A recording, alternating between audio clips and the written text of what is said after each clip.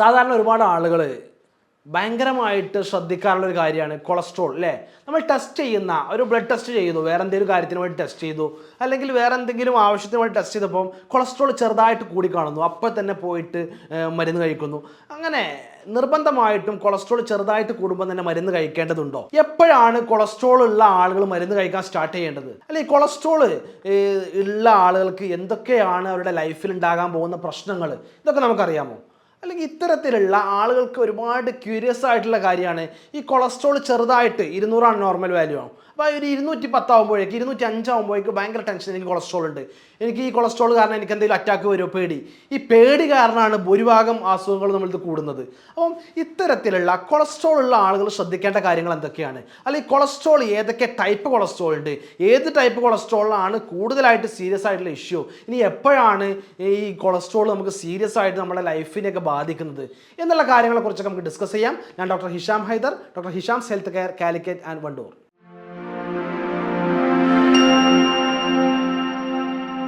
നമുക്കറിയാം, നമ്മുടെ രക്തത്തിൽ കാണുന്ന ഒരു കൊഴുപ്പിൻ്റെ ഒരു പേരാണ് കൊളസ്ട്രോൾ എന്ന് പറയുന്നത് അല്ലേ.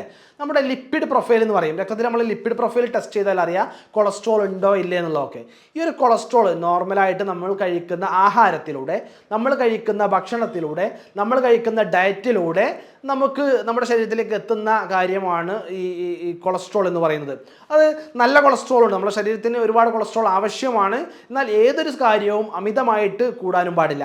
അപ്പോൾ നോർമലായിട്ട് നമ്മൾ ആദ്യം മനസ്സിലാക്കേണ്ടത്, ചെറിയ രീതിയിൽ ഒരു 200 ഉള്ളത് 205 210 ആകുമ്പോഴേക്ക് നമ്മൾ ടെൻഷൻ അടിക്കേണ്ടതില്ല, പേടിക്കേണ്ടതില്ല, അപ്പോഴേ മരുന്ന് കൊണ്ടുപോയി സ്റ്റാർട്ട് ചെയ്യേണ്ടതുമില്ല. നമുക്ക് പൂർണ്ണമായിട്ട് ഒരു ലൈഫ് സ്റ്റൈൽ ഡിസീസാണ് കൊളസ്ട്രോൾ എന്ന് പറയാൻ കാരണം നമ്മുടെ ലൈഫ് സ്റ്റൈലുള്ള മാറ്റം കൊണ്ടാണ് ഈ കൊളസ്ട്രോൾ ഉണ്ടാകുന്നത് എന്നതുകൊണ്ടാണ്. അപ്പോൾ നമുക്ക് എന്തൊക്കെ മാറ്റങ്ങൾ ഉള്ളത് കൊണ്ടാണോ, അല്ലെങ്കിൽ നമ്മുടെ ലൈഫ് സ്റ്റൈലിൽ, ജീവിതശൈലിയിൽ എന്തൊക്കെ പ്രശ്നങ്ങൾ ഉള്ളത് കൊണ്ടാണോ ഈ കൊളസ്ട്രോൾ വന്നത്, അപ്പോൾ ആ പ്രശ്നങ്ങൾ നമ്മൾ തിരിച്ചറിയുകയും അതിനെ പരിഹരിക്കാനുള്ള കാര്യങ്ങൾ നമ്മൾ ചെയ്യുകയും അല്ലേ വേണ്ടത്. അപ്പോൾ ഈ ഒരു കാര്യമാണ് നമ്മൾ ശ്രദ്ധിക്കേണ്ടത്.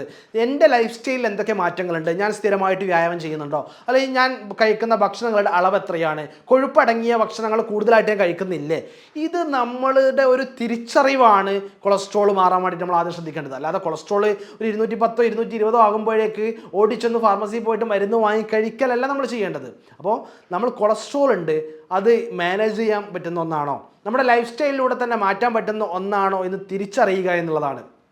ചെറിയ കൊളസ്ട്രോൾ കാണുമ്പോഴേക്കും നിങ്ങൾ ടെൻഷൻ അടിക്കേണ്ടതില്ല, നിങ്ങൾ പേടിക്കേണ്ടതില്ല.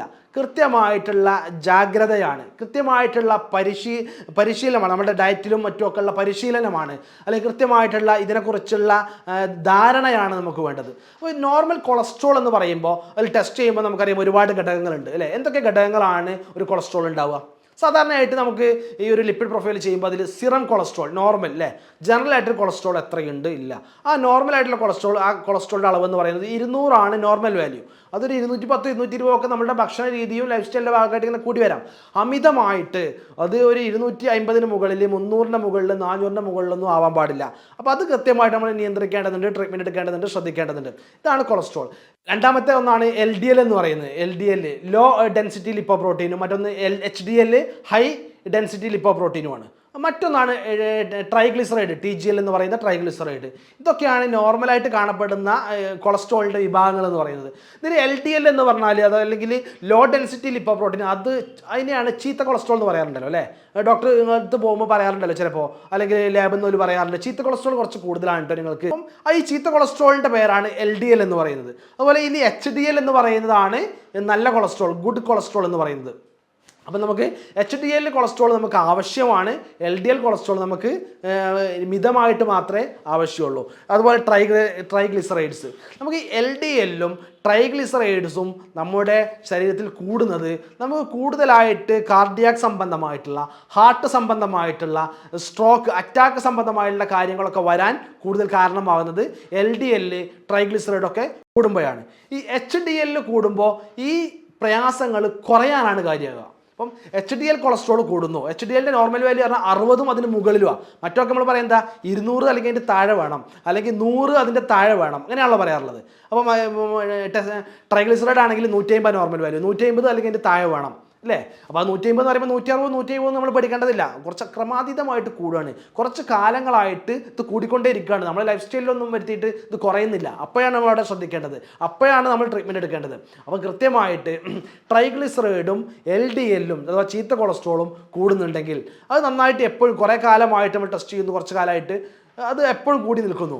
അപ്പോൾ നമുക്ക് അവിടെ കാർഡിയക് സംബന്ധമായുള്ള പ്രശ്നങ്ങൾ വരാനുള്ള സാധ്യതയുണ്ടോ, അല്ലെങ്കിൽ ഹാർട്ട് സംബന്ധമായുള്ള പ്രശ്നങ്ങൾ വരാൻ സാധ്യതയുണ്ടോ, അറ്റാക്ക് വരാൻ സാധ്യതയുണ്ടെന്ന് കൃത്യമായിട്ടുള്ള പ്രശ്നം നോക്കേണ്ടതുണ്ട്, ഉണ്ടോ എന്നുള്ളത് നമുക്ക് നോക്കേണ്ടതുണ്ട്. ഇനി ഈ HDL നല്ല കൊളസ്ട്രോളാണ്, അത് നമുക്ക് കുറച്ച് കൂടിയാലും കുഴപ്പമില്ല. അത് കൂടുന്നത് അമിതമായിട്ടുള്ള ചീത്ത കൊളസ്ട്രോളുകളെ, അമിതമായിട്ടുള്ള കൊളസ്ട്രോളുകളെ നമ്മുടെ രക്തത്തിലാണല്ലോ കൊളസ്ട്രോൾ ടെസ്റ്റ് ചെയ്യുന്നത്, രക്തത്തിൽ നിന്ന് അത് ലിവറിലോട്ട് എത്തിക്കുകയും അവിടെ ന്യൂട്രലൈസ് ചെയ്യപ്പെടുകയും ചെയ്യുന്ന പണിയാണ് HDL എന്ന് പറയുന്ന ഗുഡ് കൊളസ്ട്രോൾ ചെയ്യുന്നത്. അഥവാ നമ്മുടെ ശരീരത്തിന് ആവശ്യമില്ലാത്ത അനാവശ്യമായുള്ള കൊളസ്ട്രോളുകളെ ഒരുമിച്ച് അതിനെ ലിവറിലേക്ക് എത്തിക്കുന്ന പണിയാണ് HDL ചെയ്യുന്നത്. അപ്പോൾ അത് നല്ല കൊളസ്ട്രോളാണ്, അത് കൂടുന്നത് കൊണ്ട് പ്രശ്നമില്ല. അത് കൂടുകയാണെങ്കിൽ നമുക്ക് കാർഡിയാക് സംബന്ധമായിട്ടുള്ള ഹാർട്ട് സംബന്ധമായിട്ടുള്ള പ്രശ്നങ്ങൾ കുറയാനാണ് സാധ്യത, അത്തരം പ്രശ്നങ്ങൾ വരാതിരിക്കാനാണ് സാധ്യത. ഇതാണ് ഇതിൻ്റെ വിഭാഗങ്ങൾ എന്ന് പറയുന്നത്. Normal cholesterol, LDL, HDL, triglyceride, ഇത്തരത്തിലുള്ള കൊളസ്ട്രോളുകൾ നമ്മൾ ടെസ്റ്റ് ചെയ്യുമ്പോൾ ഇപ്പോൾ നമുക്ക് പാരമ്പര്യമായിട്ട് കൊളസ്ട്രോൾ ഉണ്ട്, പാരമ്പര്യമായിട്ട് അറ്റാക്ക് വരുന്നുണ്ട്, പാരമ്പര്യമായിട്ട് കാർഡിയാക്ക് അസുഖം പാരൻസിനുണ്ട്, അങ്ങനെയെങ്കിൽ നിർബന്ധമായിട്ട് നമ്മൾ 3 മാസം കൂടുമ്പോൾ ടെസ്റ്റ് ചെയ്യാം. ലിപ്പിഡ് പ്രൊഫൈൽ എന്ന് പറയും, ലിപ്പിഡ് പ്രൊഫൈൽ. നമ്മുടെ ലിപ്പിഡ് പ്രൊഫൈൽ ചെയ്യുമ്പോൾ മൊത്തം കൊളസ്ട്രോൾ ഉണ്ടാവും, കൊളസ്ട്രോൾ എത്രയാണെന്ന് ടെസ്റ്റ് ചെയ്യുക. എന്നിട്ട് 3 മാസം കഴിഞ്ഞ് വീണ്ടും ടെസ്റ്റ് ചെയ്യുക അങ്ങനെയുള്ള ആളുകൾ. അപ്പോൾ എനിക്ക് കൊളസ്ട്രോൾ ഉണ്ടോ, ഉണ്ടെങ്കിൽ ചെറിയ കൂടുതലാണെങ്കിൽ നമ്മൾ എന്ത് ചെയ്യണം, ലൈഫ് സ്റ്റൈൽ, നേരത്തെ പറഞ്ഞ പോലെ ലൈഫ് സ്റ്റൈൽ മാറ്റങ്ങൾ വരുത്തണം. നമ്മുടെ ലൈഫ് സ്റ്റൈൽ കൊണ്ടുണ്ടായ പ്രശ്നമാണുള്ളത്. അപ്പോൾ ആ ലൈഫ് സ്റ്റൈലിൽ മാറ്റം വരുത്തിയിട്ട് നമുക്ക് കൺട്രോളിലേക്ക് കൊണ്ടുവരാൻ കഴിയും. അപ്പോൾ ഈ കാര്യങ്ങൾ ശ്രദ്ധിക്കുന്നതിലൂടെ നമുക്കൊരു പരിധിവരെ കൊളസ്ട്രോൾ കുറക്കാൻ കഴിയും. അപ്പോൾ ഇനി കൊളസ്ട്രോൾ ഉള്ള ആളുകൾ, മനസ്സിലാക്കിയ ആളുകൾ, കൊളസ്ട്രോൾ എനിക്ക് കൂടുതലാണ്, വല്ലപ്പോഴും കൂടിയതല്ല, താൽക്കാലികമായിട്ട് കൂടിയതല്ല, കുറേ കാലമായിട്ട് ചെക്ക് ചെയ്തിട്ട് കൊളസ്ട്രോൾ കൂടുതലാണെങ്കിൽ നിർബന്ധമായിട്ടും നിങ്ങൾ ഒരുപാട് കാര്യങ്ങൾ ശ്രദ്ധിക്കണം. ലൈഫ് സ്റ്റൈലിൽ ഒരുപാട് മാറ്റങ്ങൾ വരുത്തണം.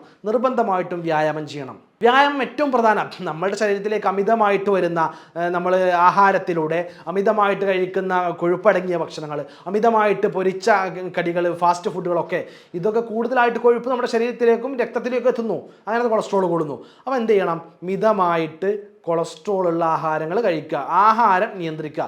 ചില ആളുകൾക്കൊരു സംശയമുണ്ട്, കൊഴുപ്പടങ്ങിയ ആഹാരങ്ങൾ അല്ലെങ്കിൽ എണ്ണ അടങ്ങിയ ആഹാരങ്ങൾ കഴിച്ചാൽ മാത്രമാണോ കൊളസ്ട്രോൾ കൂടുക? ഒരിക്കലും അല്ല. നിർബന്ധമായിട്ടും മാക്സിമം ഒഴിവാക്കേണ്ട കാര്യം പഞ്ചസാര അല്ലെങ്കിൽ കാർബോഹൈഡ്രേറ്റ് അടങ്ങിയിട്ടുള്ള കാര്യങ്ങളാണ്. നമ്മളുടെയൊക്കെ ധാരണ പഞ്ചസാര അല്ലെങ്കിൽ കാർബോഹൈഡ്രേറ്റ് അടങ്ങിയത് ഷുഗർ മാത്രമല്ലേ കൂട്ടുള്ളൂ എന്നുള്ള. എന്നാൽ അങ്ങനെയല്ല. അമിതമായിട്ട് ശരീരത്തിലേക്ക് വരുന്ന എനർജി, അമിതമായിട്ട് ശരീരത്തിലേക്ക് വരുന്ന കാർബോഹൈഡ്രേറ്റ്സ് ഒക്കെ ഇത് കൊളസ്ട്രോൾ രൂപത്തിലും രൂപാന്തരപ്പെട്ടുകൊണ്ട് സ്റ്റോർ ചെയ്യപ്പെട്ട് കിടക്കും.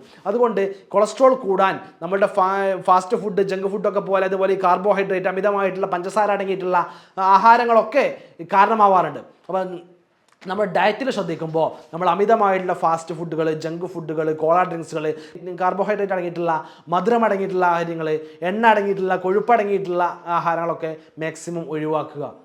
ഹെൽത്തി ആയിട്ടുള്ള ആഹാരങ്ങൾ കഴിക്കുക. കൂടുതലായിട്ട് നമ്മുടെ വെജിറ്റബിൾസും ഫ്രൂട്ട്സും ഇലക്കറികളും പച്ചക്കറികളും ഡ്രൈ ഫ്രൂട്ട്സും കാര്യങ്ങൾ കഴിക്കാം. ബദാമൊക്കെ നന്നായിട്ട് ഭക്ഷണത്തിൽ ഉൾപ്പെടുത്താവുന്നതാണ്. ഈ ബദാമും അണ്ടിപ്പരിപ്പൊക്കെ നമുക്ക് ഉൾപ്പെടുത്താവുന്നതാണ്. അണ്ടിപ്പരിപ്പ്, കാഷ്യൂനട്ട് അമിതമായിട്ട് കഴിക്കണം എന്നല്ല, ലിമിറ്റ് ചെയ്ത് കൊണ്ട് 8 10 കഴിക്കാം. ചില ആൾക്ക് ധാരണ ഉണ്ട് കാഷ്യൂ പരിപ്പ്, അണ്ടിപ്പരിപ്പ് കഴിച്ചാൽ കൊളസ്ട്രോൾ കൂടുമെന്ന്. അത് തെറ്റായ ധാരണയാണ്. അണ്ടിപ്പരിപ്പ് കഴിച്ചാൽ നമ്മുടെ നല്ല കൊളസ്ട്രോളേ കൂടുള്ളൂ, ചീത്ത കൊളസ്ട്രോൾ കൂടില്ല. അതുകൊണ്ട് അണ്ടിപ്പരിപ്പൊക്കെ നമുക്ക് കഴിക്കാവുന്നതാണ്. ഇങ്ങനെ ഹെൽത്തി ആയിട്ടുള്ള ആഹാരങ്ങൾ കഴിക്കുക, വെള്ളം ധാരാളമായിട്ട് കുടിക്കുക. ഇതൊക്കെ കാര്യങ്ങൾ ശ്രദ്ധിക്കുന്നതോടൊപ്പം നിർബന്ധമായിട്ടും ചെയ്യേണ്ട കാര്യമാണ് ഈ എക്സസൈസ്. കൊളസ്ട്രോൾ ഉള്ള ആളുകൾ വ്യായാമം ചെയ്യാറുണ്ടോ? അല്ലെങ്കിൽ നോർമലി നമ്മുടെ ലൈഫ് സ്റ്റൈലിൻ്റെ അടുത്ത് നമുക്ക് വ്യായാമം ചെയ്യാൻ സമയം കിട്ടുന്നില്ല, എക്സസൈസ് ചെയ്യുന്നില്ല. എക്സസൈസ് എന്ന് പറയുമ്പോൾ ലിമിറ്റ് ചെയ്ത് നിങ്ങൾ ഓടാൻ പോകണം, ജിമ്മിൽ പോകണം എന്ന് മാത്രമല്ല, നിങ്ങൾക്ക് ചെയ്യാൻ കഴിയുന്ന നിങ്ങളുടെ ജീവിതശൈലിയുമായി ബന്ധപ്പെട്ട്, നിങ്ങളുടെ ജീവിത നിലവാരവുമായി ബന്ധപ്പെട്ട് ഏത് തരത്തിലുള്ള എക്സസൈസ് നിങ്ങൾ ചെയ്യാം. അത് സൈക്ലിംഗ് ആവാം, ഷട്ടിലാവാം, ഫുട്ബോൾ ആവാം, അങ്ങനെ നടത്താവാം, എന്തും ആവാം. നിങ്ങൾ നിർബന്ധമായിട്ട് ഒരു ദിവസം 40 മിനിറ്റെങ്കിലും വർക്കൗട്ടുള്ള, ആക്ടിവിറ്റിയുള്ള ഒരു വ്യായാമം ചെയ്യുന്നുണ്ടെന്ന് ഉറപ്പുവരുത്തണം. ഇങ്ങനെ നിരന്തരമായിട്ടുള്ള ആക്ടിവിറ്റികളിലൂടെ, എക്സസൈസിലൂടെ നമ്മുടെ കൊളസ്ട്രോളിനെ, അമിതമായിട്ടുള്ള കൊളസ്ട്രോളിനെ, കൊഴുപ്പിനെ കുറച്ചു കൊണ്ടുവരാൻ, കൂടുതലായിട്ടുള്ള LDL-നെയും ട്രൈഗ്ലിസറൈഡ്സിനെയൊക്കെ കുറച്ചുകൊണ്ട് നോർമൽ ലെവലിലേക്ക് കൊണ്ടുവരാൻ സഹായിക്കും. ഈ കാര്യങ്ങൾ നിർബന്ധമായിട്ടും ശ്രദ്ധിക്കുക. ഭക്ഷണത്തിൽ എന്തൊക്കെ ഒഴിവാക്കണം, എന്തൊക്കെ കഴിക്കണം. അതുപോലെ തന്നെ നമ്മുടെ വെള്ളം എത്രത്തോളം കുടിക്കണം, വെള്ളം ധാരാളമായിട്ട് കുടിക്കണം എന്ന് പറഞ്ഞല്ലോ, വെള്ളം ധാരാളമായിട്ട് കുടിക്കുക. അതുപോലെ തന്നെ എക്സസൈസ് കൃത്യമായിട്ട് ചെയ്യുക. ഇങ്ങനെയുള്ള കാര്യങ്ങളൊക്കെ നിർബന്ധമായിട്ടും ചെയ്യുക. നേരത്തെ പറഞ്ഞ കൊഴുപ്പടങ്ങിയ ഭക്ഷണങ്ങൾ മാത്രമല്ല, മധുരമടങ്ങിയ കാർബോഹൈഡ്രേറ്റ് അടങ്ങിയ ആഹാരങ്ങളൊക്കെ പൂർണ്ണമായിട്ട് ഒഴിവാക്കണം. ഇതോടുകൂടി നിങ്ങൾക്ക് നന്നായിട്ട് കൂടുതലുണ്ട് ഭക്ഷണത്തിലോ അല്ലെങ്കിൽ എക്സസൈസിലോ ഒന്നും കൺട്രോൾഡ് ആവുന്നില്ല എന്നെങ്കിൽ കൃത്യമായിട്ട് നിങ്ങൾ ഡോക്ടറുടെ നിർദ്ദേശപ്രകാരം മരുന്ന് കഴിക്കണം. കൃത്യമായിട്ട് ഈ കാര്യങ്ങളൊക്കെ ഇത് നന്നായിട്ട് കൂടുന്നുണ്ടെങ്കിൽ ആദ്യം തന്നെ ഡോക്ടറെ അടുത്ത് പോയി കൺസൾട്ട് ചെയ്യണം. ഡോക്ടർ നിങ്ങൾക്ക് കൃത്യമായിട്ട് ഈ കാര്യങ്ങളൊക്കെ പറയാൻ, ഈ ജനറൽ മാനേജ്മെൻ്റ് ഒക്കെ ചെയ്യണമെന്ന് നിങ്ങൾക്ക് നിർദ്ദേശങ്ങൾ നൽകും. അപ്പോൾ അതിനുശേഷം ഇല്ലെങ്കിൽ ആവശ്യമാണെങ്കിൽ മാത്രം മരുന്ന് കഴിക്കുക. കൃത്യമായിട്ട് ഹോമിയോപ്പതി മരുന്നിലൂടെ നമുക്ക് കൊളസ്ട്രോൾ കുറച്ചുകൊണ്ട് വരാൻ കഴിയും. അപ്പോൾ എനിക്ക് കൊളസ്ട്രോൾ ഉണ്ട്, കൊളസ്ട്രോൾ കൂടുതലുണ്ട്, ഇനി അറ്റാക്ക് വരുമോ, പേടിച്ച് അറ്റാക്ക് വരാൻ അല്ലെങ്കിൽ പേടിച്ച് അസുഖം കൂടാനുള്ള കാരണമാവാൻ പാടില്ല. പേടിക്കേണ്ട കാര്യമില്ല, ടെൻഷൻ എടുക്കേണ്ട കാര്യമില്ല. ഇതിന് ജനറൽ മാനേജ്മെൻറ്റ് ഒരുപാട് ശ്രദ്ധിച്ചാൽ മാറ്റാവുന്ന കാര്യമേ ഉള്ളൂ. സീരിയസ് ആവുന്ന പ്രശ്നങ്ങളില്ല. അതുപോലെ തന്നെ നമ്മൾ കൃത്യമായിട്ട് മരുന്ന് ഇതിന് അവൈലബിൾ ആണ്. മരുന്ന് കഴിച്ചാലും ഇത് കൺട്രോൾ ചെയ്യാൻ പറ്റും. കൃത്യമായിട്ട് ഹോമിയോപ്പതിയിൽ കൃത്യമായിട്ട് അതിനുള്ള തുള്ളി മരുന്നുകളും ടാബ്ലറ്റുകളൊക്കെ അവൈലബിൾ ആണ്. നല്ല ഒരു ഡോക്ടറെ കാണുകയും കൃത്യമായിട്ട് കൊളസ്ട്രോൾ ഉണ്ടെങ്കിൽ അല്ലെങ്കിൽ കൊളസ്ട്രോൾ സംബന്ധമായിട്ട് മറ്റെന്തെങ്കിലും പ്രശ്നങ്ങളുണ്ടെങ്കിൽ കൃത്യമായി ഡോക്ടറെ കൺസൾട്ട് ചെയ്യുകയും കൃത്യമായി ഡോക്ടർ പറയുന്നത് പോലെ ആ ഒരു കാലയളവിൽ ക്ഷമയോടെ മരുന്ന് കഴിക്കുകയും ചെയ്താൽ ഈ കൊളസ്ട്രോളിനെ മാറ്റാൻ കഴിയുമെന്ന് മാത്രമല്ല, ഇനി അത് കൊളസ്ട്രോളിന് വരാതിരിക്കാൻ കൂടെ നമ്മൾ ശ്രദ്ധിക്കുക എന്നുള്ളത് പ്രധാനമാണല്ലോ. അങ്ങനെ ലൈഫ് സ്റ്റൈലിൽ മാറ്റം വരുത്തി, ജീവിതശൈലിയിൽ മാറ്റം വരുത്തി, വ്യായാമം ചെയ്ത് കഴിക്കേണ്ടത് എന്താണോ കഴിക്കേണ്ടാത്തത് എന്താണോ എന്ന് മനസ്സിലാക്കി കൃത്യമായിട്ടുള്ള ഡോക്ടറുടെ നിർദ്ദേശപ്രകാരം ട്രീറ്റ്മെൻറ്റൊക്കെ എടുത്ത് നമുക്ക് ഇത്തരത്തിലുള്ള പ്രയാസങ്ങൾ മാറ്റാം. ഇനി ലോങ് ടേം ആയിട്ട് മാത്രം ഈ കൊളസ്ട്രോൾ നിൽക്കുമ്പോൾ മാത്രമാണ് ഇതിന് പല പ്രയാസങ്ങളും കണ്ടുവരിക. അല്ലാതെ നോർമൽ ചെറിയ കൊളസ്ട്രോളൊന്നും ലക്ഷണങ്ങളൊന്നും ഉണ്ടാവില്ല. പല ആളുകൾക്കും പല ക്ഷീണം ഉണ്ടാവാം, കിതപ്പുണ്ടാവാം, ഇതൊക്കെ കൊളസ്ട്രോൾ കൊണ്ടാണ് എന്നൊക്കെ അവർക്ക് തോന്നിയേക്കാം. പക്ഷേ ചെറിയ കൊളസ്ട്രോൾ കൊണ്ടൊന്നും അങ്ങനെ ലക്ഷണങ്ങൾ ഉണ്ടാവില്ല. കൂടുതലായിട്ട് കൊളസ്ട്രോൾ കൂടുമ്പോഴാണ് അത് കാർഡിയാക് പ്രശ്നത്തിലേക്ക്, അറ്റാക്കിൻ്റെ പ്രശ്നത്തിലേക്ക്, മറ്റു പ്രശ്നങ്ങളിലേക്കൊക്കെ അത് ബാധിക്കുന്നത്. കൃത്യമായിട്ട് നമ്മുടെ ലൈഫിനെ സേഫാക്കുക, നമ്മുടെ ആഹാര രീതിയെ, വ്യായാമത്തെ കൃത്യമായിട്ട് ശ്രദ്ധിക്കുക. നന്നായിട്ട് ഇടയ്ക്കിടെ ടെസ്റ്റ് ചെയ്തുകൊണ്ട് എനിക്ക് കൊളസ്ട്രോൾ ഉണ്ടെങ്കിൽ അതിനെ ഇങ്ങനെ മാനേജ് ചെയ്യണം എന്ന് നിങ്ങൾ ഓരോരുത്തരും ശ്രദ്ധിക്കേണ്ടതുണ്ട്. എല്ലാവർക്കും നന്ദി, നമസ്കാരം.